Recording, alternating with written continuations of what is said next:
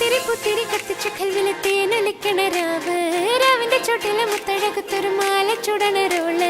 മാരന്റെ കൽവിലെ ആനന്ദം മുത്തുന്ന ചെഞ്ചേറും മുഞ്ചുള്ള നാള്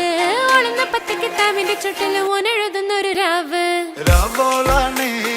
രാവോനാണേ ഇൻസന്നൂരിൽ നിന്നോരാണേ ഓരോരുത്തരും ആലങ്ങളിൽ നാനാത്തരം